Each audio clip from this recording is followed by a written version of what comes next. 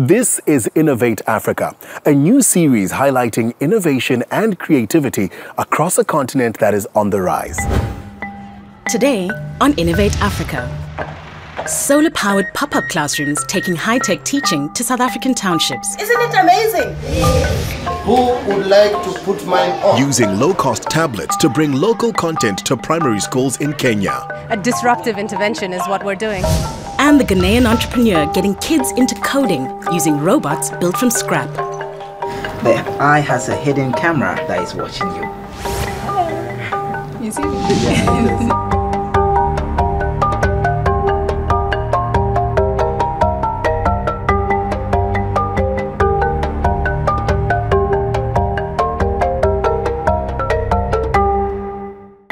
One of the UN's 8 Millennium Development Goals is to achieve universal primary education. However, with massive inequalities between rich and poor, it's a tough challenge in Africa. But innovative thinkers are coming up with fresh solutions.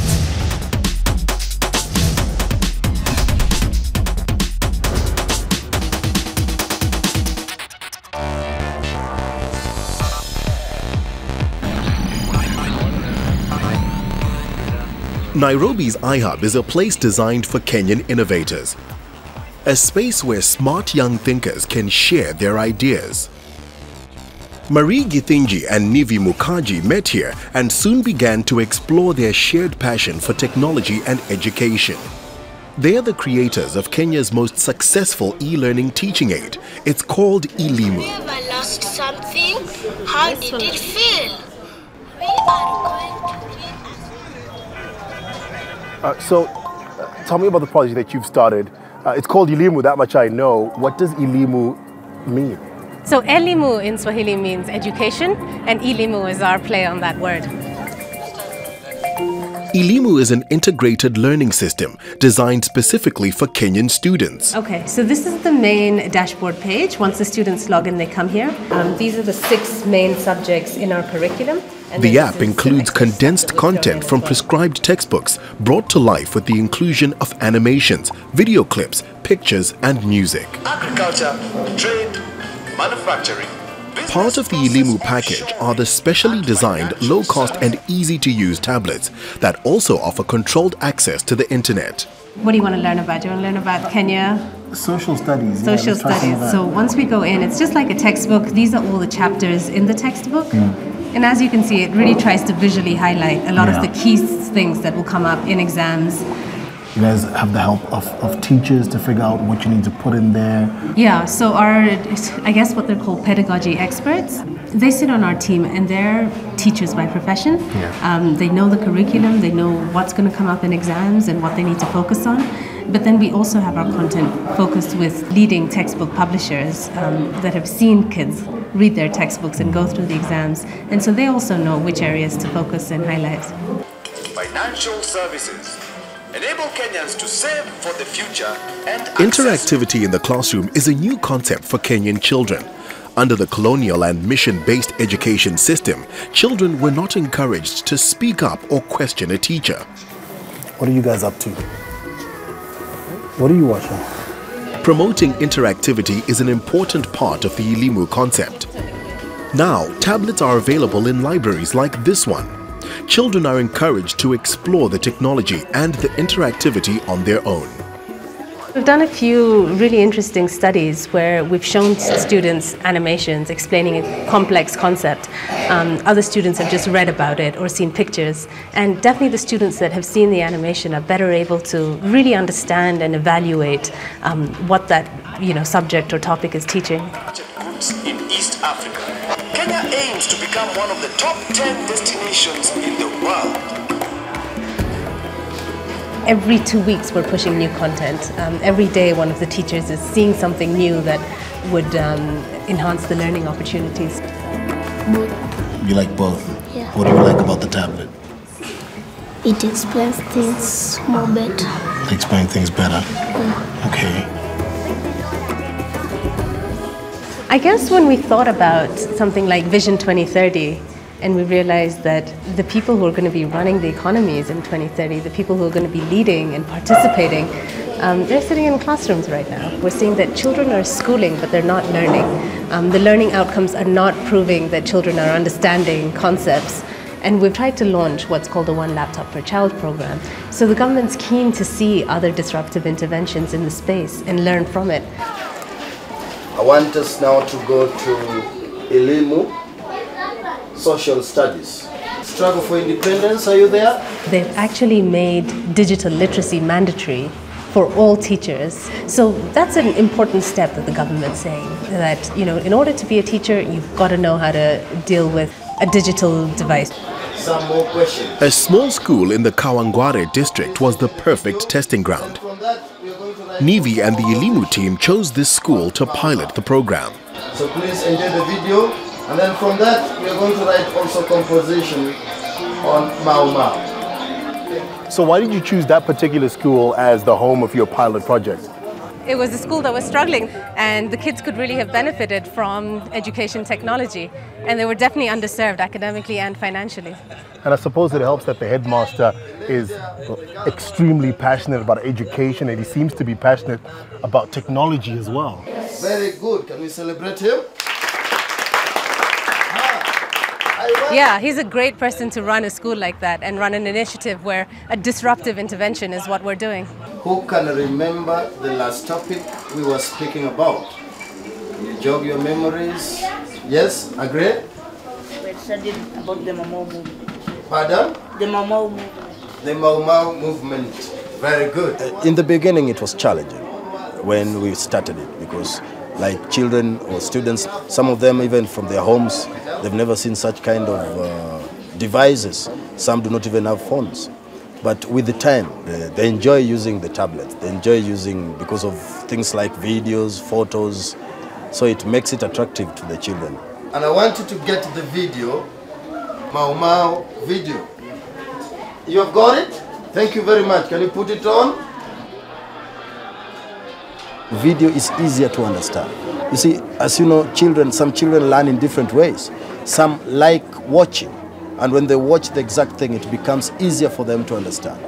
Have you seen a difference if you're looking at the results the kids are getting before using the tablet and using Elimu to after? First of all, their exam results shot through the roof, and we saw that they were doing so much better.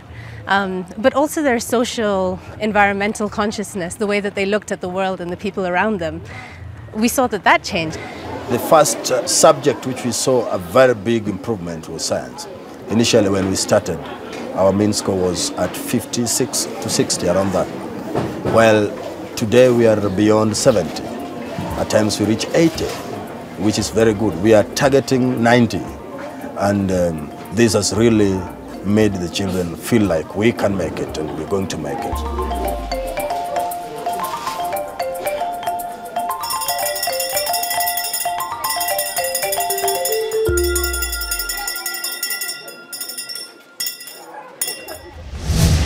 Across Africa, the combination of science and technology could be the formula for accelerating development. Ndoni Kanyile is in Ghana to meet an innovator who believes that coding is set to become one of Africa's most important languages. This is a place where we build robots. Ben Naughty, otherwise known as the Bot Master, is a robot builder, entrepreneur, and teacher. You know, robots is actually everything. It includes games, apps, everything. He's the founder and CEO of the Metro Institute of Innovation and Technology in Ghana. Ben. Hi, Donnie. How are you? I'm very well. Can you show me where the students are? Yeah, they're in the lab currently. So generally the students come here during school holidays and over weekends. Absolutely. Right. It shows a lot of dedication on their part. Yes, because usually during the weekday, you know, they're busy with their schoolwork. So weekends, holidays is the best time for them to come and learn some new skill. So these are your students? Yeah, these are my students, some of them. Morning, everyone. Ben leads an extracurricular coding course for children of all ages in order to spread his passion for robotics. We want to build a new generation of people. The kids in this particular generation, I think we just don't have to underestimate them. I mean, they are so powerful, they are smarter than their parents, they are smarter than their teachers. I mean, that's the fact. they are born into technology. So this is Kester. He also loves robotics. He is just about 14 years and getting ready to go to high school. Currently, I think he's building a robot to solve a major problem, a robot to really guide the blind. Explain what you're doing here. I can see that there's some kind of relationship between what you're doing on the screen and this. Yeah, I'm programming the robot so that when it sees an obstacle, it stops and it makes a turn. When blind people are walking, they can't see, so they'll need people to guide them about. And what kind of other robots would you like to build in future? Robots that can help when there's a fire outbreak somewhere and people need to be saved. Robots can be sent into the fire because the robots do not get hit or anything, so they can go and save the people in the fire and bring them out safely. So you're really interested in helping people? It's a move away from the traditional style of educating with a teacher standing in front of the classroom and children sitting in a desk and receiving information. Why do you think this works so well with how children think? When it comes to robotics, one thing, you know, if you're going to excel in that field is you've got to have that, you know, fantasy to imagine things that doesn't exist and try to, you know, make it happen. The gentleman, he loves games a lot. I can see. As you can see, he actually writes his own games. Yes. What kind of games do you like? Oh, I like anything that's, you know, educative, action adventure, and especially sci-fi. Sci-fi? Yeah. I like the way it can go things. It's actually actual science, but you know, they make you go further, right? When we're teaching the kids, we just don't want them to learn in empty vacuum. We want them to see real life. We want them to appreciate mathematics. When you have a big problem, you have to break it down into smaller chunks and you start little by little and you build it. So that's what we teach the kids. Math really works, and once we take that approach, you know, I believe that kids will really have that inventive mindset. And do you find that the programs, what they're learning here, the games that they're building, the programs that they're writing, do you find that inevitably has a knock-on effect to their schoolwork, that their marks improve? Definitely, because, you know, when you are designing game, for example, you need to understand physics, the concept, principles of motion, dynamics, kinematics.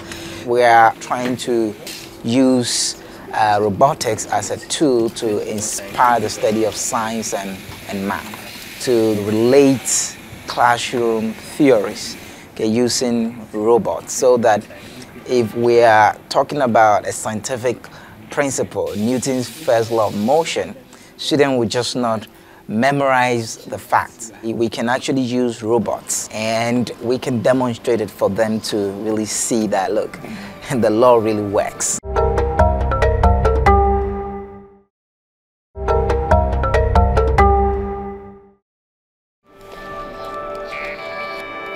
Most of the robots in Ben's lab are made from scrap. When he's not teaching, Ben and his team scour the Accra e-waste dumps for useful material.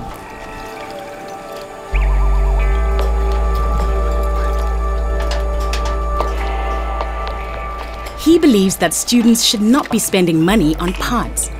Creating robots from e-waste is one of the skills he promotes. This is actually an old cassette player that has been discarded, but you know, in it there are a lot of components that we can use. These are gear systems that we can use for mechanical construction. And here are other components that we can use for some of our designs, maybe the head of the robots. You know, we can actually use something like this. Yeah.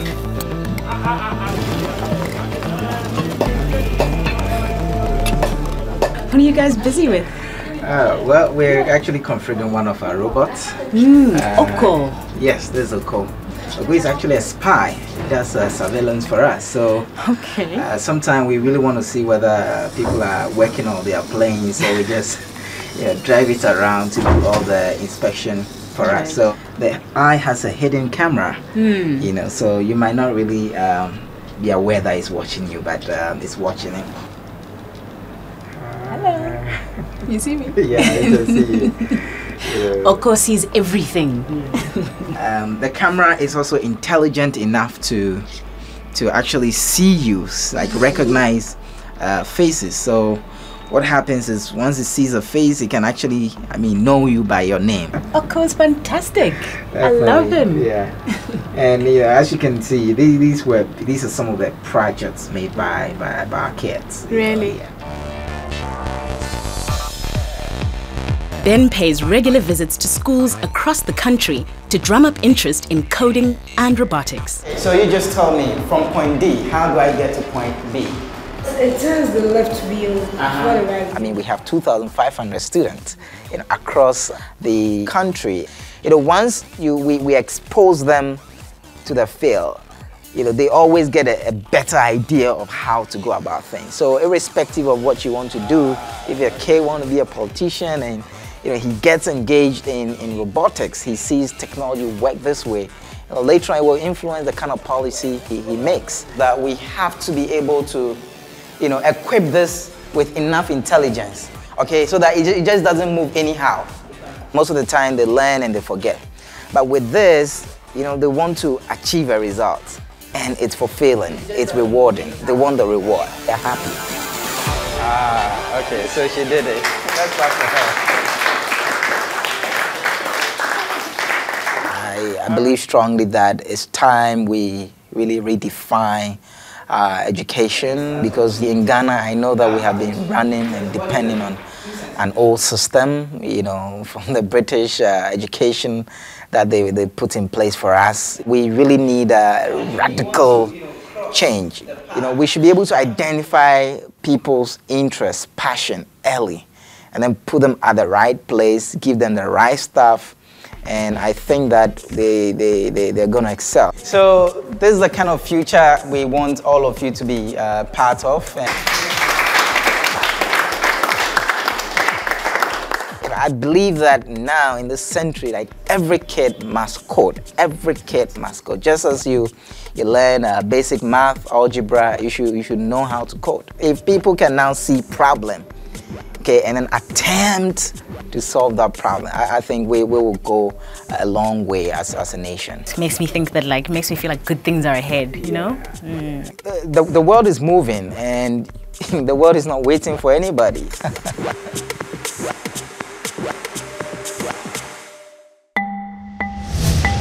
Ben is part of Ghana's ongoing commitment to include ICT in the school curricula. But computers and technology require power. In parts of Africa where electricity supply is limited, new ways are being found to harness the continent's most abundant resource, the sun.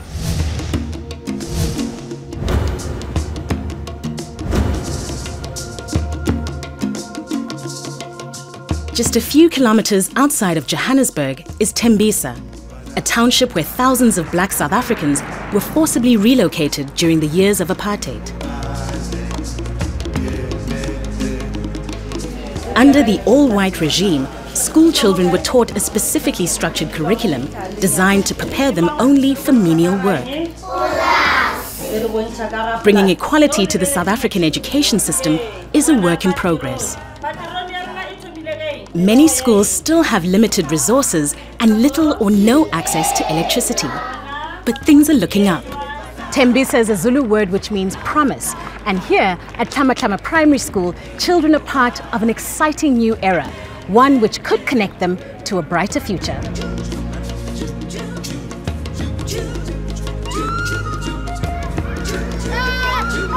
This small container standing in the playground is a fully operational classroom and ICT hub. Designed by Ambit Technologies, it's called EDI, Education Delivered Intelligently. And it's entirely solar powered. And you know the area quite well. You grew up here, didn't you? I'm from here, actually. Yes, I grew up here, was schooled here. Right. Bongi Mtembu is a member of the Ambit team who has been working with the Department of Education to identify suitable test sites for the project. So you know the area and the needs and what kind of environment and challenges the students face quite intimately. Definitely understanding the environment as well. You can't, be part of a development initiative without transforming and empowering a community. So these are the solar panels up here? Those are the solar panels. Okay. It's taken years to get the project up and running, And this classroom is the first of its kind in South Africa. And a big part of the whole concept behind the classroom is the fact that it is solar powered. Right? Interesting, isn't it? Yes. So come rain or shine. Obviously in developing communities you have electricity cutouts, so this school allows the school to be empowered whether there's electricity or not. So the lessons still continue. The classroom may be high tech, but delivery and installation is simple and quick. It's fully operational as soon as the solar panels are installed. Mobility is one of the most important things in developing communities, because you want to be able to say, I want to build a classroom in a week, so it can be transported, yes. It can be built. This particular one in this school took about half an hour to assemble.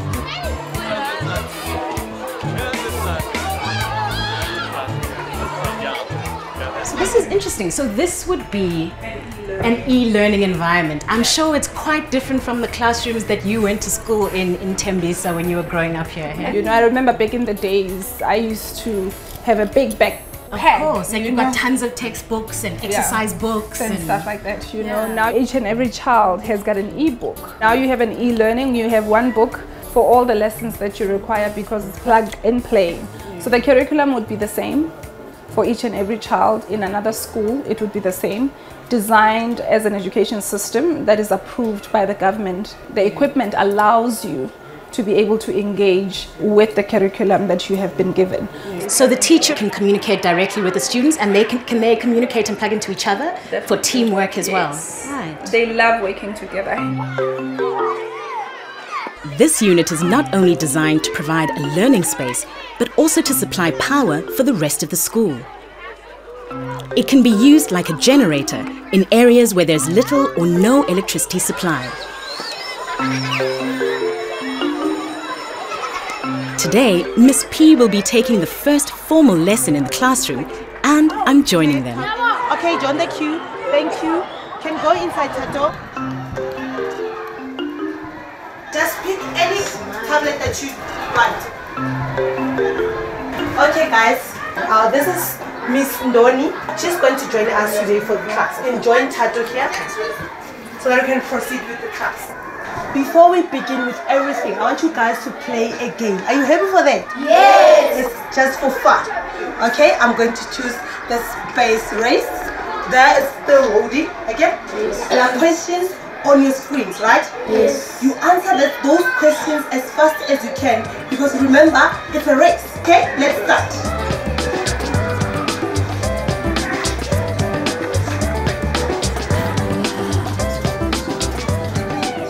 You left with 2 minutes. Do this until we find the winner. Going to show us on the screen. We already have the winner.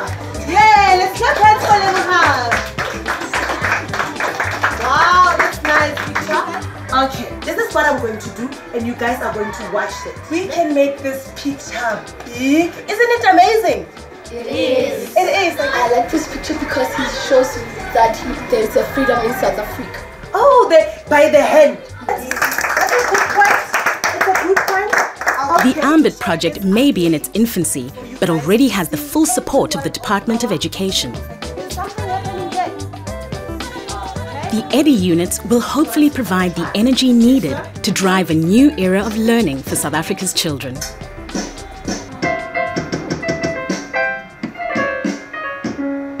My playing doesn't quite sound as good as it should, but maybe I need to get one of these at home and practice a bit more.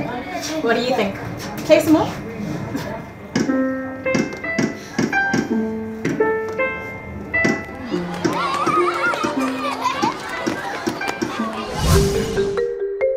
Today, there's a mood of optimism amongst Africa's educators.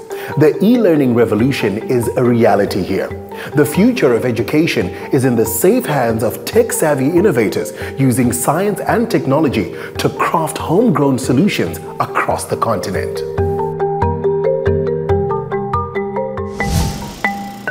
Next time on Innovate Africa. Your car will be created within the next 24 hours. Using the internet to become an online cattle owner in Ghana. I want to be too close to the one with the big horns. The scientists working to improve crops' resistance to climate change, pests, and disease. We're almost looking for a sort of super plant. I love solving problems. And a young Kenyan and his solution to protecting livestock from lion attack. Next time on Innovate Africa.